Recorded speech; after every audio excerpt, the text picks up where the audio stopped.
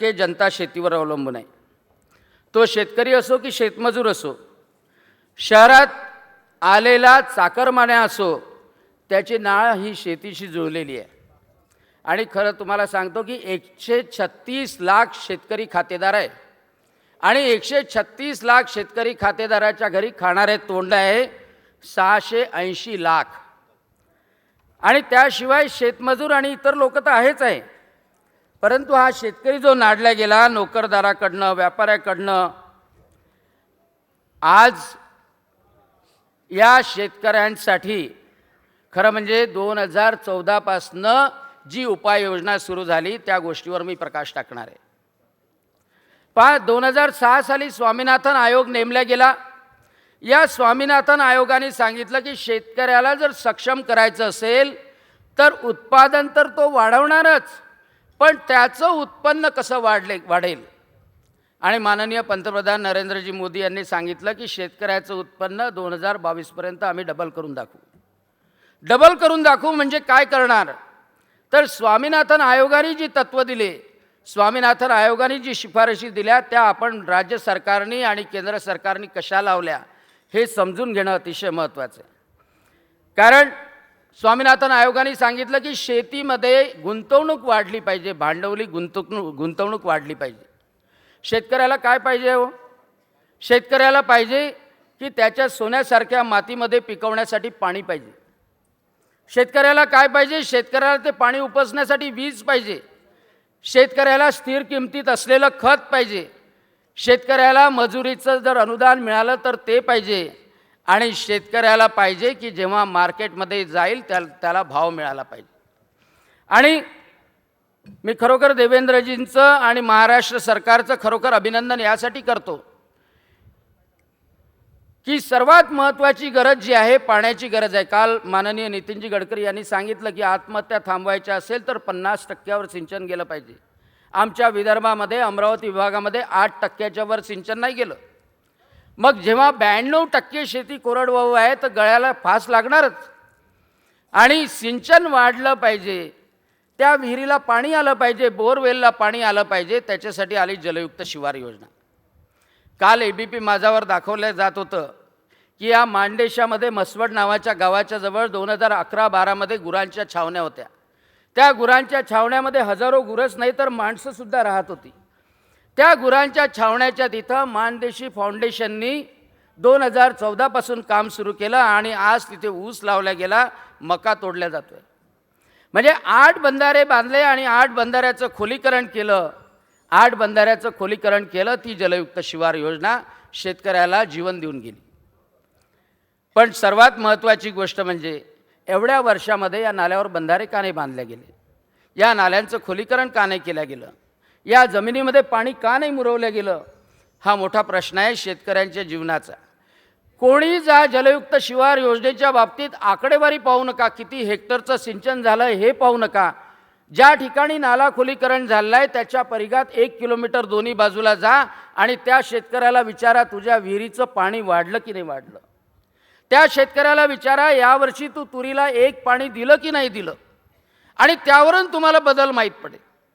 अहो, जलयुक्त शिवार योजनेमध्ये पहा, तुम्हाला सगळ्यांना माहीत आहे की काँग्रेसचे लोक हिरो हिरोईनला फक्त निवडणुकीत वापरायचे, त्यांना नाचगाणी करायला लावायची, गर्दी जमवायला लावायची, एखाद्याला तिकीट द्यायचे.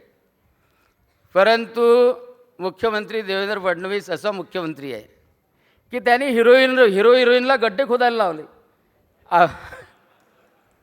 आमच्या वरुडमध्ये आमिर खान आणि त्याची बायको किरण राव आली. म्हणजे खरं सांगतो लोकांनी त्यांना हात लावून पाहिलं कन्फर्म हा आमिर खान आहे की नाही.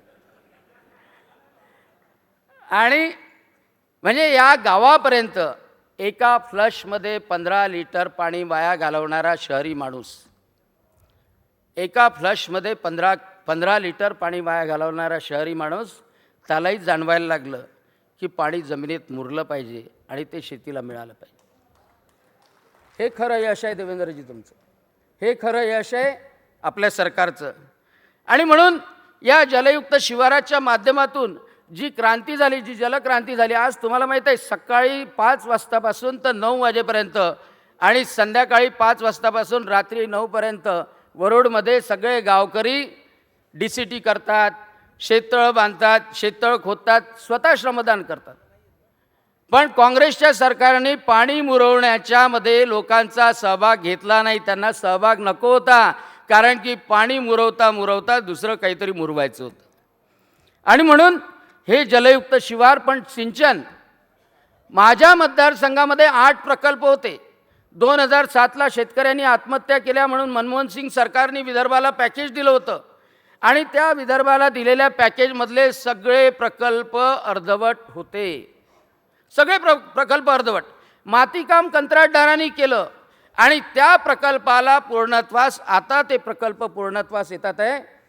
आज पंतप्रधान सिंचन योजनेमध्ये 25,000 कोटी रुपयाच्या माध्यमातून हे प्रकल्प पूर्णत्वास येतात. मला आठवतं की माननीय पंतप्रधान मनमोहन सिंग यांनी जेव्हा पैसे दिले तेव्हा यांनी एवढ्या प्रकल्पाला प्रशासकीय मान्यता दिली की आमच्या ग्रामीण भागामध्ये पिंपळाच्या झाडाखाली एक न्हावी बसलेला असतो आणि त्याच्याकडे गर्दी असते. तो कोणाचीच पूर्ण दाढी करत नाही, एका गालाला फेस लावून ठेवतो आणि त्यांना बसून ठेवतो आणि मग एकेकाची दाढी करतो. त्याप्रमाणे सर्व प्रकल्प अर्धवट ठेवण्याचं काम, सिंचन क्षमता नाही वाढवली, प्रकल्पाचं पाणी शेतीपर्यंत गेलं नाही.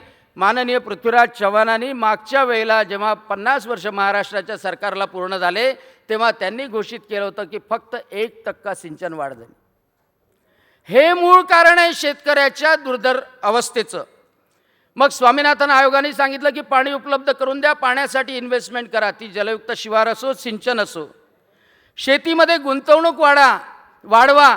हे पाणी थेंबा थेंबानी प्रत्येकापर्यंत पोहोचलं पाहिजे. त्याच्यासाठी ठिबक सिंचन आणि तुषार सिंचन असलं पाहिजे.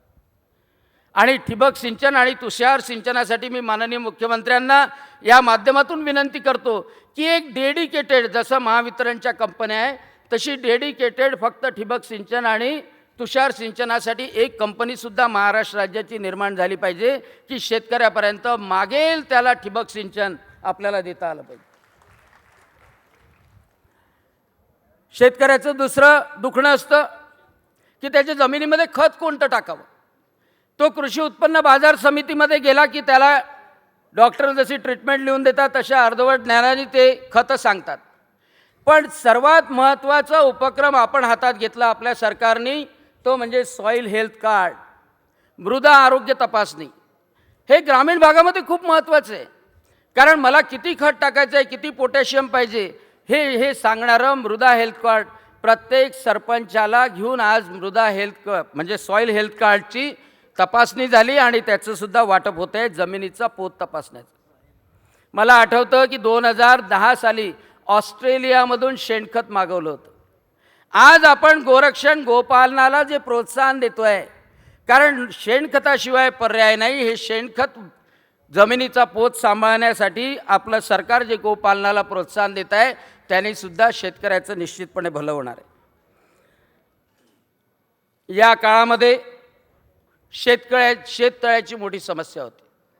शेततळ्यासाठी अर्ज भरला तरी शेततळं मिळत नव्हतं आणि मागेल त्याला शेततळ्यामध्ये एका वर्षात 9,000 शेततळी पूर्ण झाली. मला माहीत आहे की खारपान पट्ट्यामध्ये नाला अडवला जाऊ शकत नाही, परंतु आलेलं पाणी एक संरक्षित सिंचन जर करता आलं तर पिकामध्ये दुप्पट वाढ होते. आणि 9,000 शेततळं आपल्या सरकारने करू शकलं. आणि एका वर्षात, मागच्या 5 वर्षात जेवढ्या विहिरी झाल्या नाही तेवढ्या धडक सिंचनाच्या विहिरी म्हणजे 39,696 विहिरी. आता एक गोष्ट लक्षात घ्या, 39,696 विहिरी जेव्हा होतात, म्हणजे 40,000 विहिरी जेव्हा होतात, तेव्हा 40,000 कुटुंबाचं, शेतकरी कुटुंबाचं उत्पन्न वाढतं. 5 एकराचं सिंचन या विहिरीच्या माध्यमातून होऊ शकतं. मागच्या काळामध्ये उत्पादन खर्च वाढवण्यासाठी आपण खत टाकत होतो आणि दरवर्षी मी पाहिलं की खताच्या किमती वाढत होत्या. दरवर्षी खताच्या किमती वाढत होत्या. आणि आपलं सरकार आल्यानंतर 2014 नंतर शेतकऱ्याला निश्चितपणे हा दिलासा आहे की आपण नीम कोटेड युरिया दिला आणि नीम कोटेड युरियाबरोबर सर्व खताच्या किमती स्थिर ठेवल्या. मी खरोखर अभिनंदन करतो शेतकऱ्यांच्या वतीनं की या वेळेला तर आधार कार्ड लिंक आपण सबसिडी देणार आहे, आपण खत देणार आहे आणि त्याच्यामुळं जो खताचा काळा बाजार होत होता तो थांबणार आहे. अनेक अतिशय 5-10 वर्षापासून आमच्या विदर्भापुढे एक समस्या होती की आम्ही विहीर खोदून ठेवायचो आणि विहीर खोदल्यानंतर 2-2, 3-3 वर्षापर्यंत पैसे भरायचो आणि पैसे भरल्यानंतर आम्हाला विजेचं कनेक्शन बिलकुल मिळायचं नाही. म्हणजे ज्या भागामध्ये सिंचन कमी तिथे विजेच्या कनेक्शनसाठी 6-6 वर्षापर्यंत थांबावं लागायचं. मी खरोखर मनापासून अभिनंदन करतो या ठरावाच्या माध्यमातून की आपल्या काळामध्ये विदर्भामधलं इन्फ्रास्ट्रक्चर सुधारलं आणि मार्च 2016पर्यंतचे सर्व पेंडिंग 1 लाख शेतकऱ्यांना वीज पंप मिळाले. खरोखर शेतकऱ्याच्या वतीनं मी अभिनंदन करतो. कारण विजेशिवाय पर्याय नाही. पाणी ओढून काढायचं असलं नाही जमत डिझेल पंपावर. आणि आता जर ही योजना यशस्वी झाली जी शासनाने केलेली आहे की जर सोलर फीडर झालं आणि परिसरामधल्या सर्व शेतकऱ्यांना दिवसा 12 तास वीज देण्याकरता आपण सक्षम झालो तर खरं सांगतो माननीय देवेंद्रजी फडणवीस, ऊर्जा मंत्री चंद्रशेखरजी बावनकुळे, तुमचं नाव शेतकरी कधी विसरणार नाही. तुमचं नाव शेतकरी कधी विसरणार नाही. कारण की शेतकऱ्याला दिवसा वीज पाहिजे. अहो रात्रीच्या वेळेला उलिताला जाणं म्हणजे शेतकऱ्याला युद्धासाठी लढाई करणं आहे. रात्रीच्या वेळेला कोणता साप चावेल आणि कोणता शेतकरी विहिरीत जाऊन पडेल आणि कोणतं अस्वल अंगावर येईल याची कल्पना नसते.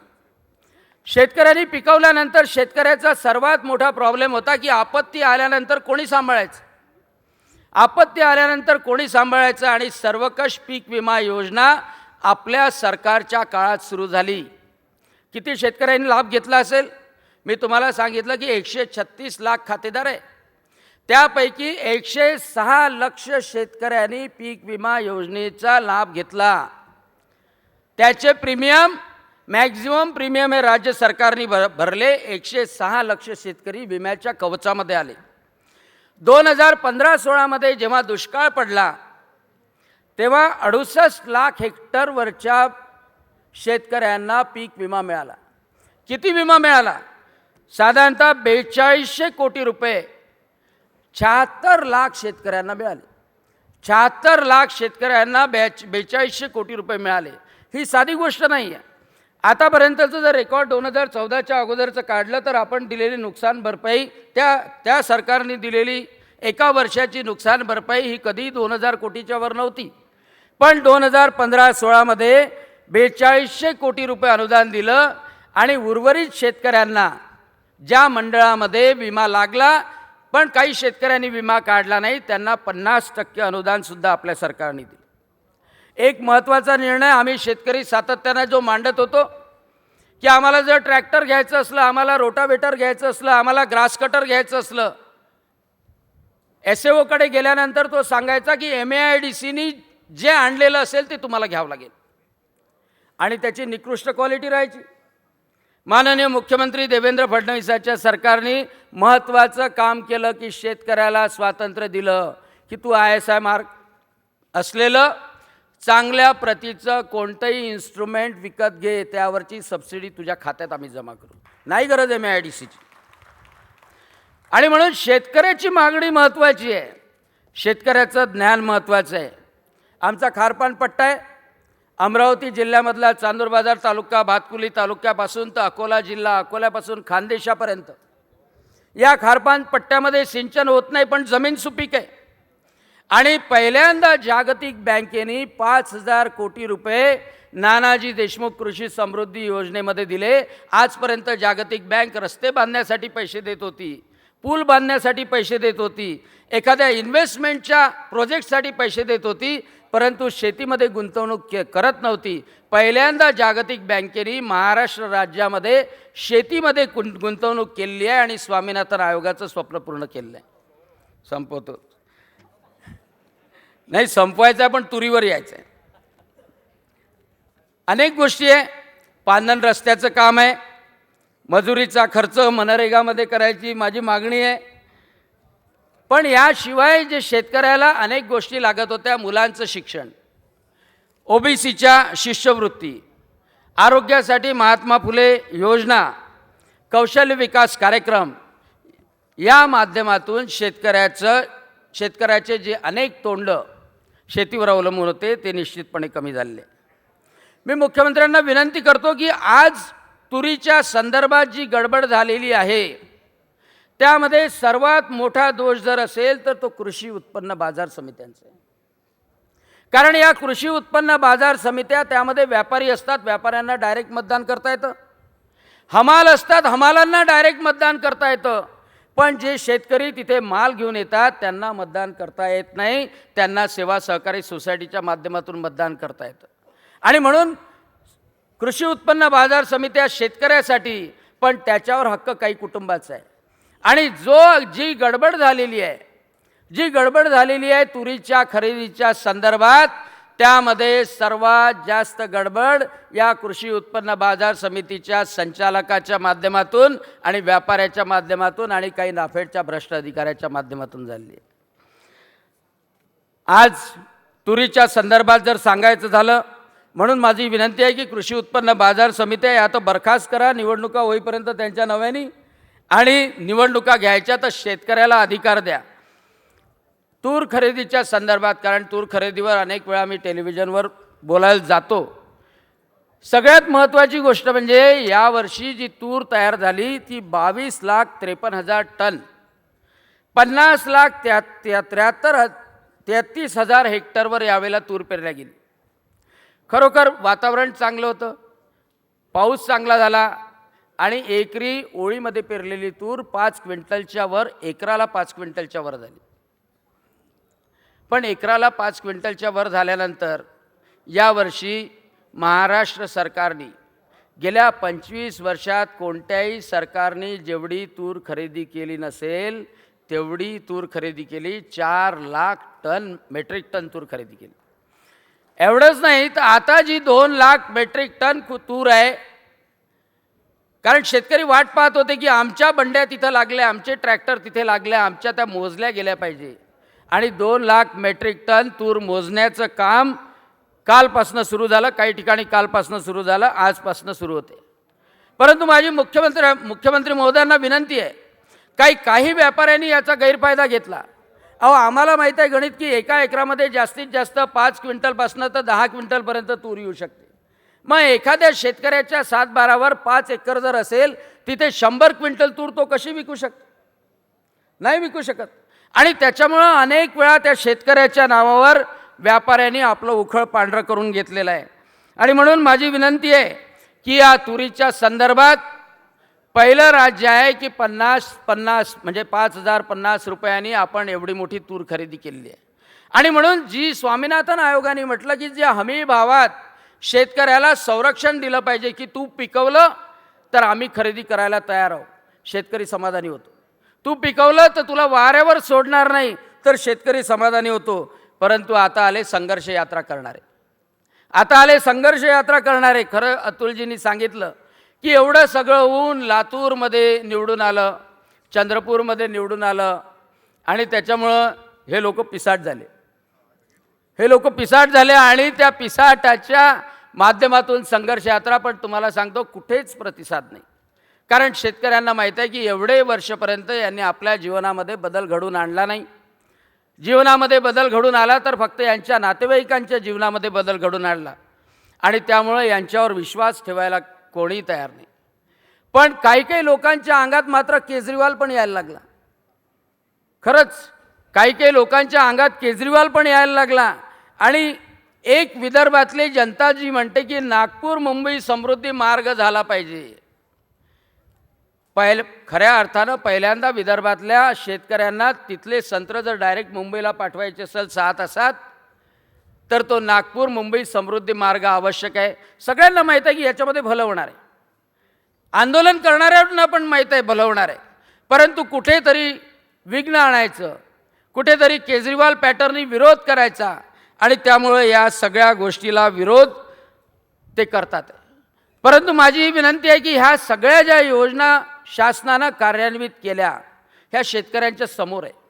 शेतकऱ्यांना माहीत आहे आणि कितीही त्यांची दिशाभूल करण्याचा प्रयत्न केला तरी आपलं जर सातत्यानं शेतकऱ्याच्या पाठीमागं ज्याप्रमाणे केंद्र सरकार आणि राज्य सरकार आज उभं आहे त्याच ताकदीनं आपण सगळेजण उभं राहिलो तर शेतकरीच असा माणूस आहे, त्याने एक वेळा साथ दिली तर तो साथ सोडत नाही. आणि म्हणून आज मी एवढंच सांगू इच्छितो की या राज्य सरकारने आणि केंद्र सरकारने पहिल्यांदा स्वामीनाथन आयोगाच्या तत्वाला निगडीत राहून शेतीमध्ये गुंतवणूक करणे, शेतकऱ्यांचा त्यामध्ये सहभाग वाढवणे, शेतकऱ्यांमध्ये नकारात्मक भावना जी निर्माण होते ती नकारात्मक भावना दूर करणे, शेतकऱ्यांचं उत्पन्न वाढवणे, या सर्व गोष्टी सुनियोजित पद्धतीनं 2.5 ते 3 वर्षात केलेल्या आहे. आणि त्याचा रिझल्ट आपल्याला 2019पर्यंत शेतकऱ्याचं उत्पन्न वाढल्याचं आपल्याला दिसणार आहे. आणि म्हणून मी सातत्यानं म्हणतो की शेतकऱ्याची कर्जमाफी झालीच पाहिजे, शेतकऱ्याची कर्जमाफी झालीच पाहिजे. पण 2007-2008ला जी शेतकऱ्याची कर्जमाफी झाली की पुन्हा कर्जाचा फास त्याच्या गळ्यात पडला, तशी कर्जमाफी आम्हाला नको.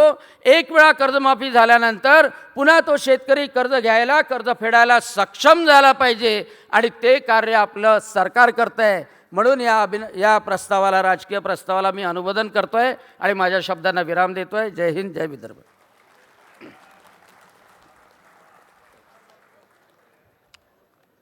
या प्रस्तावावरचं दुसरं अनुमोदन आहे इचलकरंजीचे आमदार आपले श्री सुरेशजी हळवणकर. संक्षिप्त.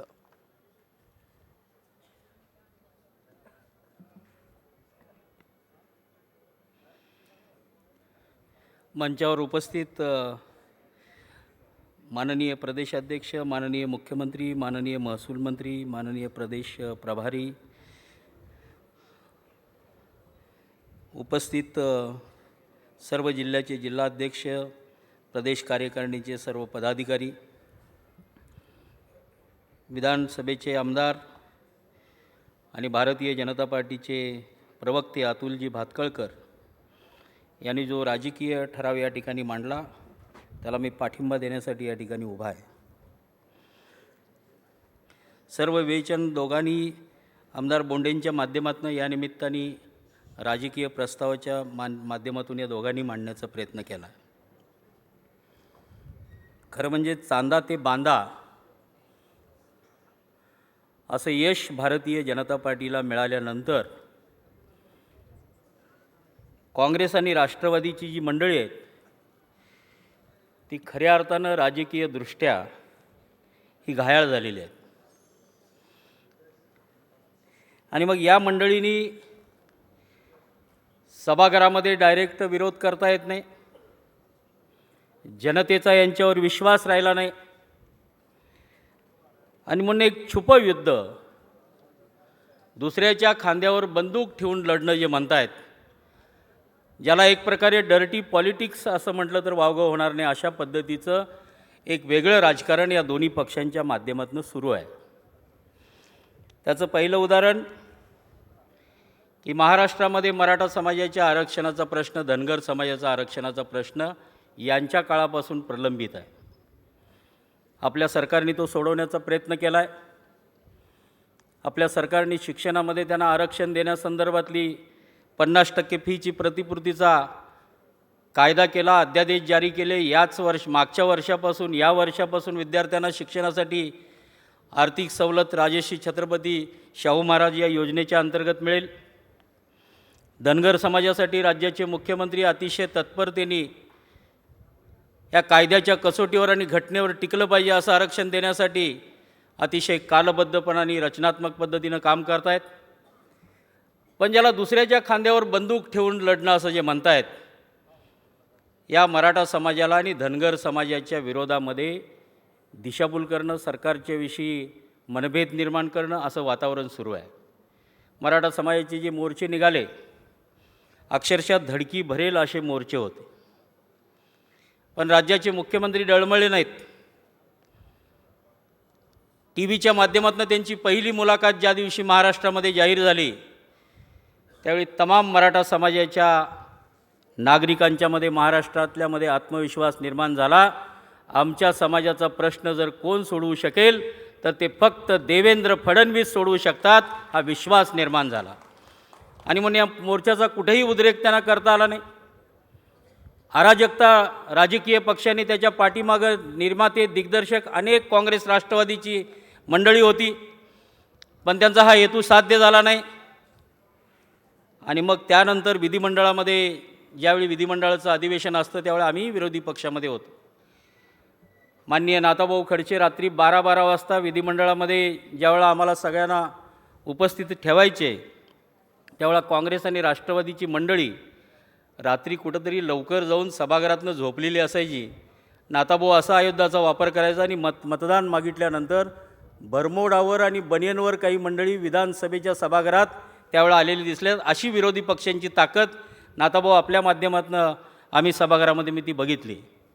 अधिवेशने विरोधकांना सरकारला धारेवर धरण्यासाठी, आपले प्रश्न सोडवण्यासाठी असतात, पण यांच्या मनामध्ये एक प्रकारची इतकी भीतीची वातावरण आहे की आम्ही 15 वर्षामध्ये शेतकऱ्यांचे प्रश्न सोडवले नाहीत, सामान्य माणसाचे प्रश्न सोडवले नाहीत, आपल्या बगलबच्च्यांची, नातेवाईकांची घरं भरण्याचा उद्योग केला आहे आणि म्हणून त्यांचा आत्माच सभागृहामध्ये आक्रमण करण्याची भूमिका घेऊ शकत नाही. आणि जे आक्रमण करतात त्यावेळी राज्याचे मुख्यमंत्र्यांचं भाषण आम्ही सभागृहामध्ये ऐकतो, त्यावेळी ते खाली मान घालून शर्मेनी बघत असतात की अरे आपण काहीच केलेलं नाही, यांच्यावर हल्ला तरी कसा करायचा.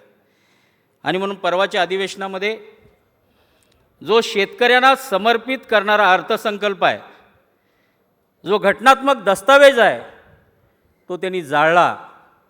आणि शेवटी त्यांच्या लक्षात आलं की सभागृहामध्ये तर आम्ही या सरकारला आरोपीच्या पिंजऱ्यामध्ये उभं करू शकत नाही.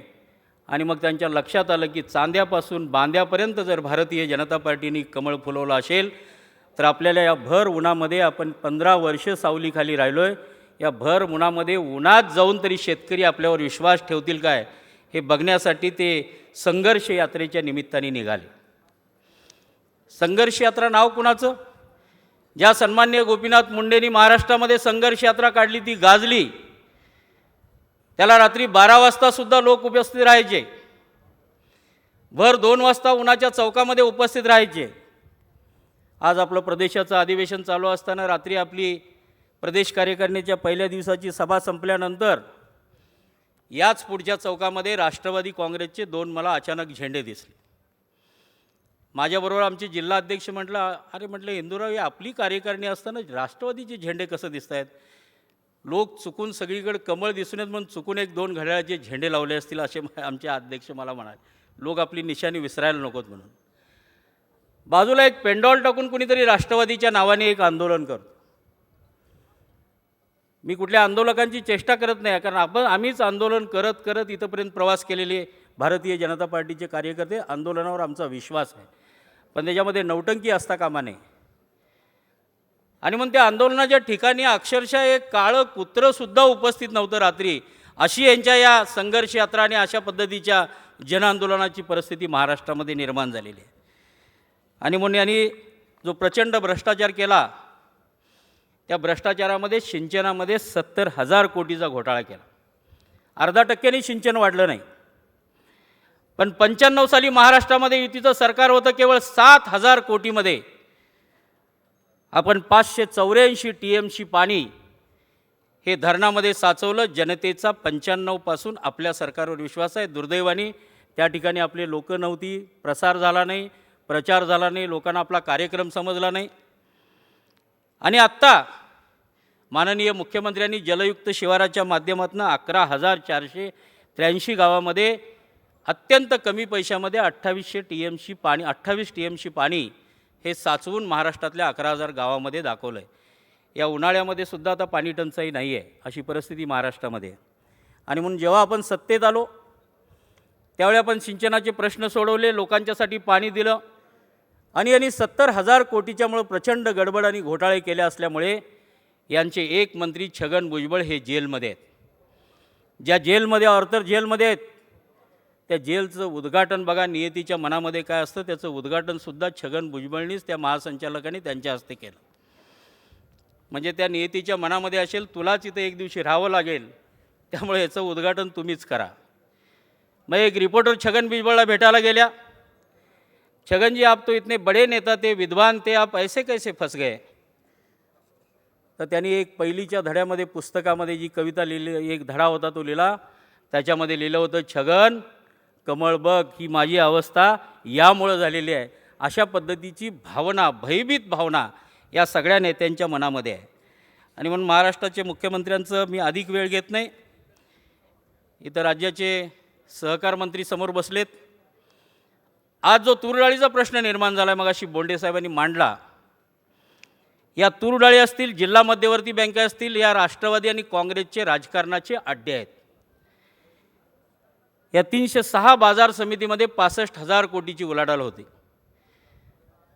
आणि माननीय मंत्री महोदयांनी सूचित केलं आहे, विधिमंडळाच्या सभेमध्ये त्यांनी आश्वासन दिलं आहे, लवकरच ते कायदा आणतील की या बाजार समित्यामध्ये मतांचा अधिकार फक्त ग्रामपंचायत सदस्य आणि सेवा संस्था नाही, तो शेतकऱ्यांना मिळाला पाहिजे. ही अभिनंदनाची गोष्ट आहे. राज्याच्या सहकार मंत्र्यांनी तो कायदा जर लगेच आणला तर या कृषी